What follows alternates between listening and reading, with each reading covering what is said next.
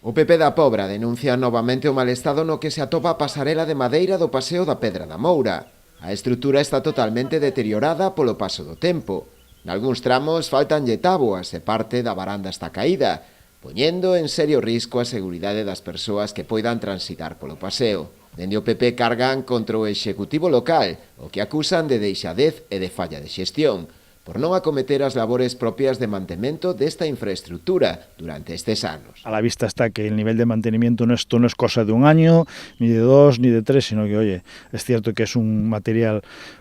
degradable porque es madera en un entorno agresivo, pero también es cierto que no se ha hecho nada de mantenimiento con ellos y que lo que no se puede permitir es que las barandillas se caigan, que el suelo se levante y que poner en riesgo la seguridad y la tranquilidad de los viandantes. Para os populares a situación é ademais preocupante, xa que estamos ás portas da tempada estival, e a imaxe que se está a deixar do municipio, segundo eles, deixa moito que desexar. Si esta es la imagen que transmitimos, realmente es penoso. Por eso queremos, de esta manera, ya que de otra forma hasta ahora no lo hemos conseguido, a ver si somos capaces de concienciar al alcalde y al